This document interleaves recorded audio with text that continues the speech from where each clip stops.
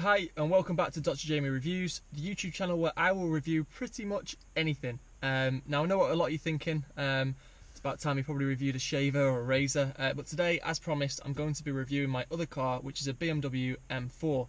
So I'll show you all around the car, inside and out, and we'll take it for a quick drive as well. I'll let you know how it compares to my old M3, which was obviously the 4-litre V8 one. But first off, I'm just going to show you why my neighbours don't really like me. So I'm just in the carport at the moment, which is actually underneath someone else's house, and I'm just going to start it up.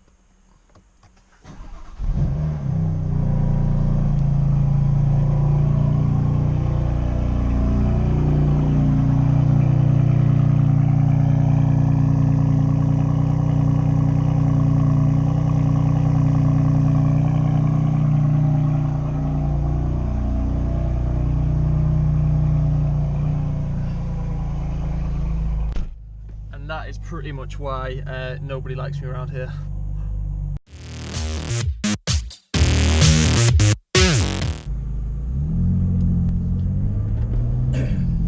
So this is the 2014 BMW M4. It is a 3-litre straight 6 twin turbo with 424 horsepower. I actually had it dynoed, and that showed up as 436 on a pretty reputable dyno. So I think there's a bit of variation from the factory, but you're talking around about 425 to 430 horsepower. So it's lighter than the E92 M3 with the 4-litre V8, and it does have about 10 or so, 15 more horsepower, which isn't a great jump, but due to the weight difference, it ends up being a much quicker car. Obviously, with it being now twin turbo as opposed to naturally aspirated, it brought quite a few issues with big fans of the old M3, and it probably still does now. There's a lot of people that think it was a bit blasphemous to change to forced induction from a naturally aspirated engine. However, it is the way that most car marques are going now. You've got the Porsche have now made their normal 911s turbos, so the 911 turbo obviously was always a turbo, but now the normal ones are as well. So companies are starting to go that way for emissions purposes. You can also squeeze more power out of a smaller engine, but turbos drive very, very differently to naturally aspirated engines. So it really needs to be something that you look at when you're making a car. Now the M division of BMW is obviously world renowned for being brilliant at what it does, and it really hasn't put a foot wrong here. It took me honestly about 6 months to really get used to driving this car coming from the E92, and for about 3 of those months I've wondered whether I'd made the wrong decision. It drives so differently, you really have to get used to it. So the old V8, you had to really ring the engine and stay above 5,000 revs to really get the power out of it, and it was fun. It was like living on the edge, very noisy in a nice way, and you know, it was a great car. This car now, the power is so instantaneous. You've got these twin turbos, so it effectively gets rid of any turbo lag. It really doesn't drive like a turbo car, and before you know it, you're sort of at your peak power. So honestly, it took me months just to get used to the instantaneous power that comes in, and I was finding that I was slipping out, I was wheel spinning, I was having to counter steer a lot more than I had to do on the E92, and it was frustrating. I couldn't get the power down. I thought, oh, what have I done? But honestly, I've been getting used to it, sort of change my driving style differently, get used to using different pedal pressures and easing the power in a bit more than I used to. It is now an astonishing car. It's so quick. I know there's plenty of other quicker cars out there, GTR and loads of others, but in terms of fun, this is right up there. It's absolutely brilliant.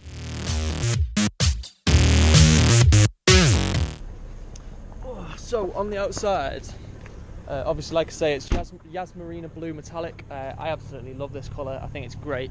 I am a City fan though, so I'm probably a bit biased. From the back, the car looks great. I have got the rear diffuser in carbon, and also the rear spoiler in carbon, and the black M4 badge, which is from the competition packs. They've now changed the tail lights as well to LED ones, so they do look slightly different. The exhaust pipes here as well are also painted black, which I think look good. Got the gloss back alloys, carbon fibre roof. That is to reduce the centre of gravity on the car and make it handle a little bit better. Again, carbon fibre wing mirrors, LED lights, so there's no bulb on there, you can see from Zenons. I think they look awesome, but like I say, the muffler usability when you're driving at night is brilliant. Again, carbon front splitters, and it's a very aggressive looking car. It sits relatively low. I think it looks absolutely awesome. Obviously I'm biased because I bought it, but yeah, I think it's brilliant.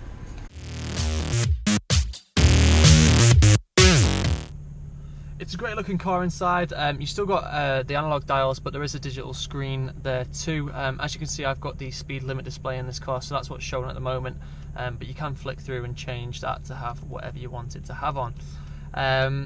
The iDrive screen is widescreen, it's very clear, good picture compared to the older version. Again, the iDrive controls are very intuitive and it's nice and easy to flick through all the settings on there. Down by the gear stick we have the controls, basically where you can flick through the settings. So this is your throttle response, damping, steering feel, and that's your traction control. That's just your park distance control as well. You can set these settings to preset ones and save it to the M1 and M2 buttons as well. And then here we do have cruise control and then just your volume and usual steering wheel controls. I have the brushed aluminium finish along here. You can get the carbon fibre, which looks great, and as you can see, the extended leather goes all along the dash and looks good. The seats themselves are very comfortable. When it's dark, this does light up. It is lit up at the moment, you just can't see it, but they're really comfortable. And again, the back seats are big enough for 2 adults on long journeys without anyone complaining. It's just a nice place to sit. Really nice cabin. It's not exceptional compared to maybe supercars or anything, but in this this bracket of cars compared to an equivalent Mercedes or anything, it's absolutely spot on. On the iDrive system, one of the cool points about this car is you can basically look at the vehicle status. That will show you through anything that's going on with the car in terms of tyre pressure, oil level, service requirements, and from there you can actually get your service history up as well and look at what's been done. And you can also do check control, which will tell you if there's any faults or anything on the car. Obviously I need to put some fuel in at the moment. It's also got sport displays as well, which will show the power and torque going up as you rev the engine. The nav, it's just changed to night mode now as it is getting a bit darker. It's great to use. You can make it full screen as well, which is a nice big screen to look at. It gives you good directions and it does adapt for traffic. So on the whole, as you'd expect from any BMW, it's just a great car to sit in and very easy to drive from that point of view. The M4 starts from about £56,000, but by the time you've added a few options to it, you're talking over £60,000 realistically. And if you're looking at carbon ceramic brakes and other things, you're really touching onto £70,000, which is a lot of money. Now them brakes, the standard steel brakes which are on this car are brilliant and I can't fault them. On a track they do fade, so if you're looking to buy an M4 more for track stuff, then you probably would consider investing in the carbon ceramics, despite I think they're £7,000 as an option. But as an everyday road car, the steel brakes are great. There's plenty of feel, they're very big, very good stopping power, and I can't really fault them other than fade on repeated use. I've only felt that once on track and never on the road. Obviously I don't drive too ridiculously on the road. In terms of options, I got the Harman Kardon stereo upgrade, which is worth every single penny. It really needs doing. I also got the LED adaptive lights, and they are the best headlights that I've ever used in my life. They're really again worth every single penny. They're absolutely brilliant. When you've got your full beam assist on, if there's a car in front of you, it will literally light up the road on either side of the car and just miss out the car in front, so they're not getting any of the glare. And it really is a great feature. I also spec the extended leather in this car, and again, it's not something I ever would have considered, but I did go and see one in the flesh before I spec the car up, and it just gives it that sort of more luxurious feel. It really does add to the cabin. So that was an option worth ticking in my opinion.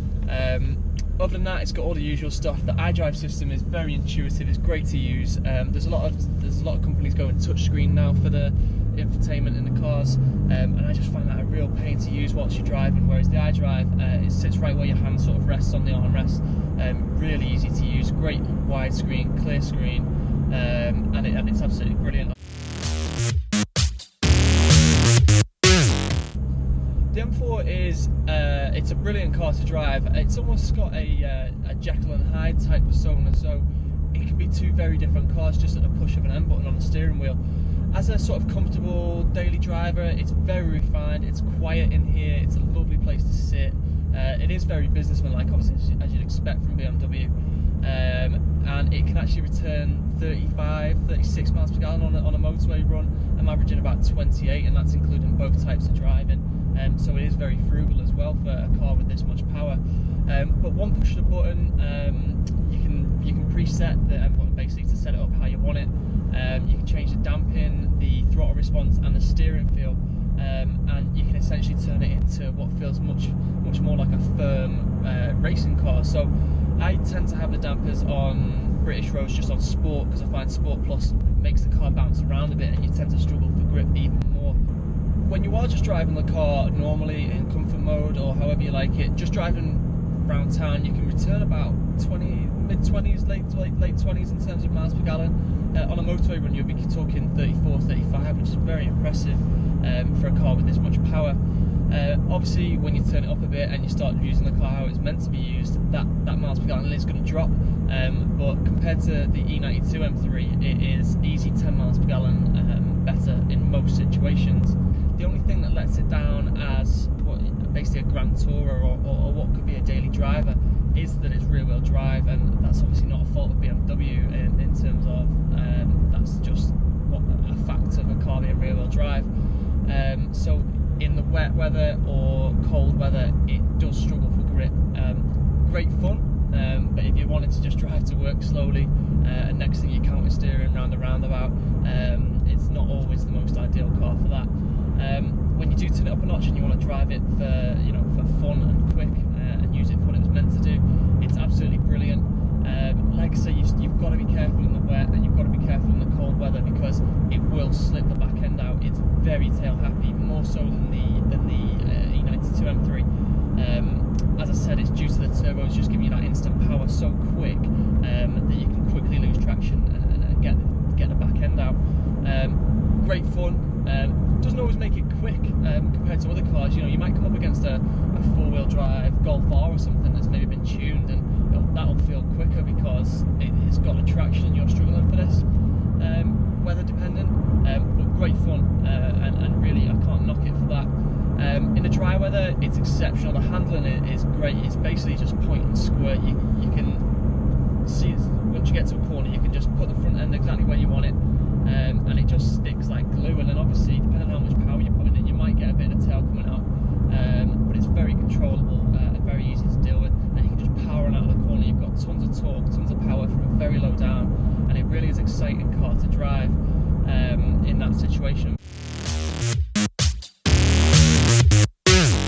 The gearbox, as you'd expect from BMW, the DCT gearbox is absolutely fantastic. Now again, around town comfort mode, the changes are seamless. You almost don't even know when it's changing gears. It's so smooth, and again, parking the car, it doesn't have that sort of jerkiness to that old automatic or semi-automatic gearboxes had, and it really is.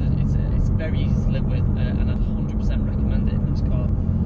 Then on the flip side, when you are driving the car quicker, you can change the ferocity of the gear changes, so you can really have it break your neck in the third level, or you can have it again still quite smooth, so depending on how you like it. I like it quite firm, but I have it in the middle, because if you do have it on the third setting, it'll sometimes smash that gear in so hard that you actually lose a bit of traction, so I tend to have it in the middle one. But again, it's seamless. Downshifts are so quick, upshifts so quick. It doesn't have the same when you used to downshift on the E92 because of the V8 engine. It used to make a lovely noise, and this obviously it revs the engines basically when it downshifts, it revs the engine, but you don't get that same sort of oral drama that the old M3 had. But as a gearbox, it's absolutely brilliant. I think the only gearbox I've driven that's better in cars of similar sort of value is the Porsche PDK, which I found probably a little bit smoother actually, and a little bit easier to live with. But compared to Mercedes, I feel like the BMW DCT is steps ahead, and it really is a fantastic gearbox. So I will just show you now what it's like to drive from my point of view. So put it into drive. I've got M1 set up to be my most aggressive setting. So that's Sport Plus on the dampers, Sport Plus on the throttle response, and Sport steering. Also, it's got the MDM mode on the traction control. If I just put my foot down now.